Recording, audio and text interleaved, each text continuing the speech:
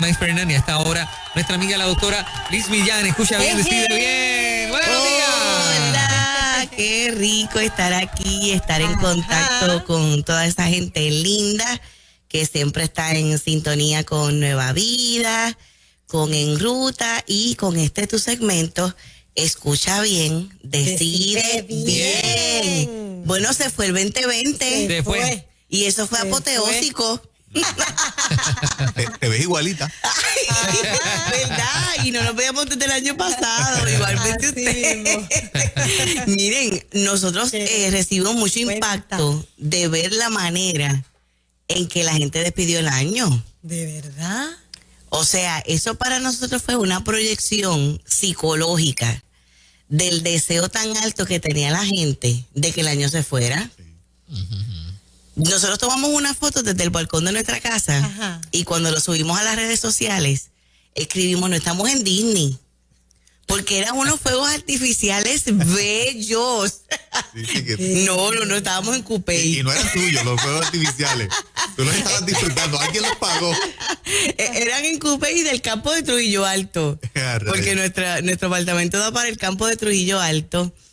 Así que veamos que desde octubre la gente ya estaba poniendo árboles de Navidad y todo eso nos parece que era un reflejo emocional de que ya la gente necesitaba cerrar el capítulo y abrimos un capítulo nuevo. Cuando nosotros escuchamos el concepto nuevo, ya eso de forma automática te hace una transformación y ya la gente como que se siente más relajada, hay mayor positivismo, la gente se siente más alegre, es como que de forma automática también se piensa en algo como que es limpio, que tiene que ver con oportunidad, ¿verdad? Así que le damos gracias al Señor porque siempre en Él se abren puertas para nosotros establecer esas nuevas rutas.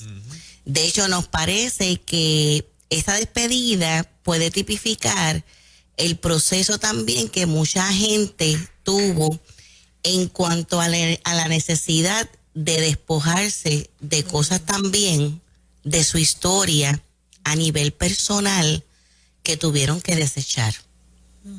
La Biblia trae muchos textos bíblicos sobre este aspecto de lo que es la renovación, de lo que es dejar atrás. Uno de mis favoritos, y que de hecho lo utilizo mucho en las terapias, es lo que dice en Eclesiastés 3, versículo 15. Aquello que fue ya es, y lo que ha de ser fue ya, y Dios restaura lo que pasó. De nuestros favoritos también, el apóstol Pablo, cuando menciona las cosas viejas pasaron, he aquí, todas son hechas nuevas. Cuando él afirma de lo que es establecerse en una caminata hacia un blanco. Exacto, sí. Olvidando ciertamente lo que queda atrás y extendiéndome a lo que está delante, al supremo llamamiento en Cristo Jesús. El pueblo hebreo podía ser también un especialista como en abrazarse a esas experiencias negativas de la historia. Y en un momento dado, Dios levanta al profeta Isaías y le dice que ya no se aferren más a las memorias antiguas, que las cosas pasadas ya pasaron, saldrán a la luz y no las conoceréis. Otra vez abriré camino. Así que te pregunto en el día de hoy, ¿cuáles son tus proyecciones para este año? Porque aunque dependemos de la total soberanía de Dios, sabemos que Él nos ama, que Él nos ha cuidado, que Él nos ha preservado. Una de las características de Dios que más admiramos es lo que es la preservación de Dios. Sí es bueno que nosotros a nivel humano, bajo su dirección, también nos pongamos unas metas. Ponerse metas es algo positivo. Las personas que dejan de ponerse metas y las personas que dejan de soñar es como si estuvieran muertas en vida. Eso no se debe jamás de hacer. Y lo primero que tiene que ocurrir es que a nivel interno tú te puedas hacer una motivación. Tú te puedes leer muchos libros bien buenos de motivación, Moraima, que es excelente motivadora, ir a talleres, ir a conferencias. Tú puedes escuchar y leer todo eso. Pero ya se sabe que la motivación primaria tiene que ser intrínseca. Yes. O sea, tiene que surgir predominantemente de tu interior. Es tú tomar la decisión, me voy a proyectar, voy a establecer esto para mi vida, me voy a organizar, voy a hacer una estructura y dentro de lo que sean unas metas realistas, hacer esa planificación. Hay dos formas en que se puede hacer esa planificación. Una es estableciendo metas primero a corto plazo.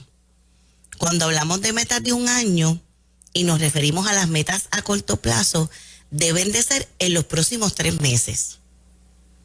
Okay. O sea, en el primer trimestre, qué cosas tú quisieras alcanzar y qué cosas tú quisieras ver.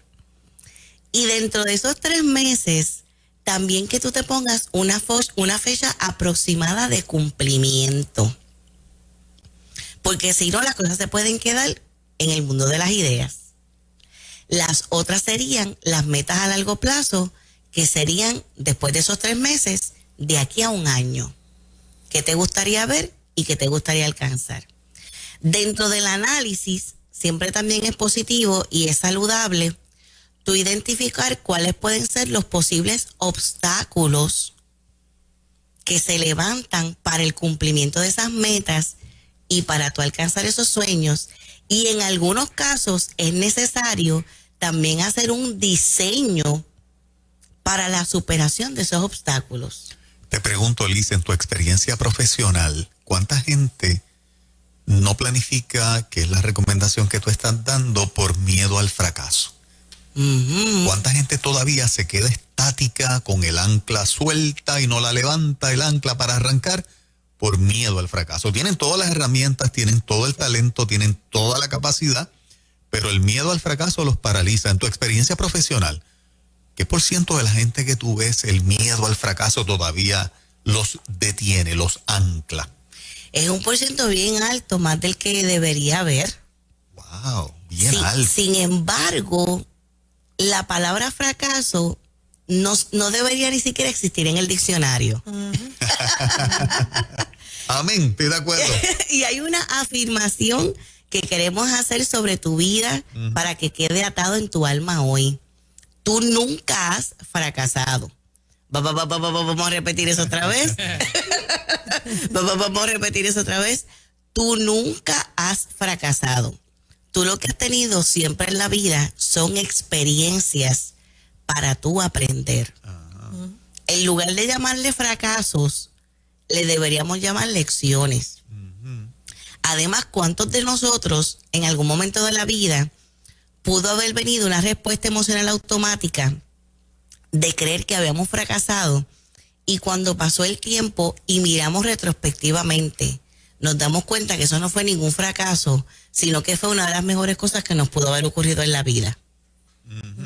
Personas que se sienten que fracasaron porque perdieron un empleo, pero el haber perdido ese empleo fue su punta de lanza para abrir un negocio, y que ahora ese negocio es próspero. Aunque en el momento en que lo despidieron pensó, yo fracasé. Uno de los más típicos, un divorcio. A nivel social está el aprendizaje de que el divorcio es un fracaso. Yo sé que más de una persona, muchas personas que están conectados con nosotros en esta hora, pueden reconocer, en algún momento yo pude haber pensado en el punto rojo de la crisis de un divorcio, que yo había fracasado. Cuando miro hacia atrás, me doy cuenta que no fue ningún fracaso, sino que ha sido una de las experiencias que me ayudó a reconocer con qué fortalezas yo cuento, me hizo crecer espiritualmente, me hizo establecer nuevas metas en mi vida, y se han dado cuenta de que ese divorcio no ha sido un fracaso. Y ahora mismo estoy sintiendo decir de madres y padres que pueden estar sufriendo por esos supuestos fracasos de los hijos. Quiero decirte que en la vida eso es bien relativo. A veces el hijo que estudió más, el que tenía el promedio académico más alto, que eso es buenísimo y maravilloso, Mi esposo y yo somos personas bien académicas, impulsamos a la gente a estudiar lo más que puedan. Nosotros lo creímos también para nuestras propias vidas. Pero sabes que eso no garantiza el éxito. Exacto. Ya se sabe que eso no garantiza el éxito. También el que un hijo o una hija tuya esté pasando por una cuestión de una frustración en una relación de pareja, eso no quiere decir que haya fracasado. Y sabes que aunque tengas miedo al fracaso, para ti, para tu matrimonio, para tus hijos, tú hazlo. Hay un libro que se titula así, aunque tengas miedo, hazlo. ¿Cuántas personas sufren de un estancamiento en sus vidas porque precisamente el miedo a fracasar u otros temores que se asoman? Miren, hay gente que tiene miedo hasta de vivir. Eso es un tipo de miedo emocional. Miedo de vivir. Miedo de vivir intensamente por pensamientos negativos de cosas catastróficas que sienten que les pueden pasar.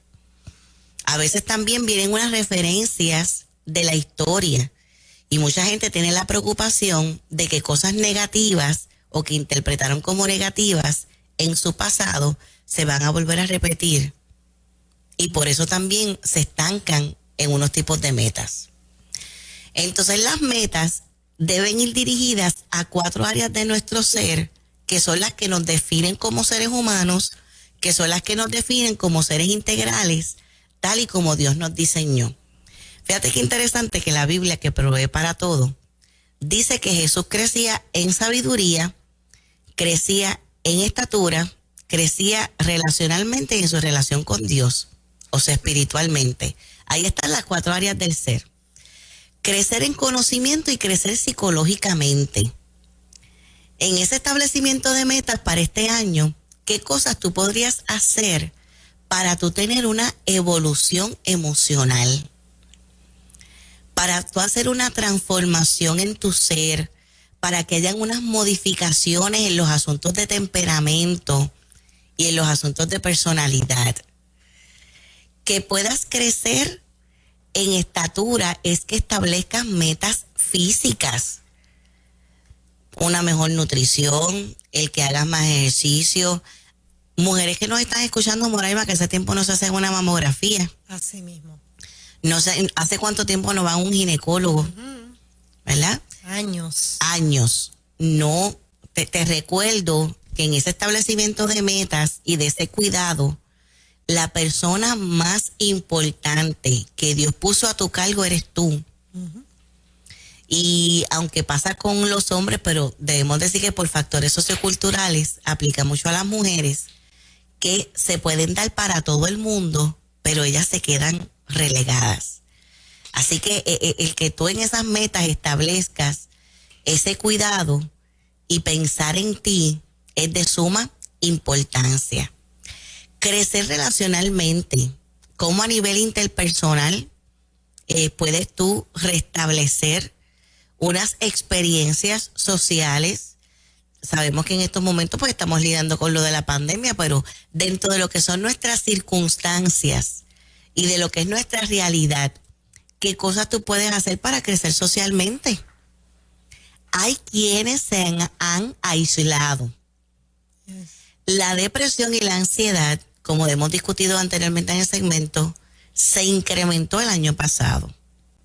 Eso ya está estadísticamente comprobado y hubo más de 1 millón de suicidios a nivel internacional. Cuando esas cosas pasan y ha habido lockdown y hay unos temores, la gente puede tender al aislamiento.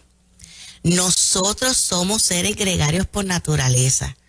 Debes establecerte metas que estén ligadas a esa cuestión de tu desarrollo a nivel social. Hay personas que pueden desarrollar hasta una fobia social, que es que les da miedo, un miedo irracional a exponerse a las personas. Pues no, que dentro de tus metas, ¿qué a nivel social integral yo voy a hacer? Liz, la gente, perdona que te interrumpa, ¿será que no deja margen de riesgos y quizás se frustran cuando algo no les va bien? Porque cuando uno va a emprender siempre hay un margen de riesgo en todo. Yo recuerdo que de esa aprendí. La primera vez que hice una propuesta no hice una partida, lo que se le llaman los gastos misceláneos. Los gastos misceláneos son los imprevistos, que tú no sabías que iba a pasar durante el camino y los puedes sacar de ahí. Pero tú no puedes tocar un dinerito que tú dijiste que era para algo, porque si no, pues ocurren señalamientos. Desde ahí aprendí, por una necesidad que tuve en el camino en la fundación, que todos los años hay que sacar ese margen de riesgo. No es que esté siendo negativa, esto va a pasar, no. Por si pasa, yo tengo un plan B. No estamos acostumbrados a eso, se puede comparar o como tú lo ves. Cuando lo mencionaste, Moraima, recordé que ayer estuve expuesta a una información de investigaciones en cuanto al tema del establecimiento de las metas. Y algo que me resultó altamente interesante es que las personas que alcanzan metas tuvieron experiencias donde hubo caídas, donde hubo errores, donde hubo experiencias que estuvieron imprevistas. Y que en los primeros 3 meses algo pasó que falló. Ustedes 3 que son personas bien emprendedoras, yo sé que cada uno de ustedes podría hablar de cosas que no les salieron como ustedes las esperaban. Así es. Así es. Hasta llegar al emprendimiento. Y por eso que me gusta mucho, sobre todo cuando estoy en la intervención con los pacientes que vienen con esos sentimientos de frustración, diciendo, es que esto me ha salido mal. Siempre les puntualizamos, no es que eso te salió mal, es que te salió como tú no esperabas en ese momento. Cierto. Pero miren, de ahí es que vamos a aprender. Yes. De ahí es que vamos a identificar cuáles son entonces las áreas de mejoramiento que hay que desarrollar. Y eso también representa un área de partida y a veces hay que hacer una replanificación. Hay gente que le tiene fobia al concepto de lo nuevo. Sí, claro que sí, exponerse a lo nuevo. A veces por referencia, Fernán, en cuanto a lo que establecíamos hace unos minutos atrás, de que porque en algún momento dado de la vida, cuando fueron a emprender algo nuevo, han interpretado que eso no les salió bien. Fallaron. Y entonces ahora, ante cualquier experiencia que pueda resultar nueva, también a veces vienen unos mensajes negativos que en algún momento algunas figuras significativas les hicieron sentir o creer de que si se exponían a lo nuevo, no les iba a ir bien.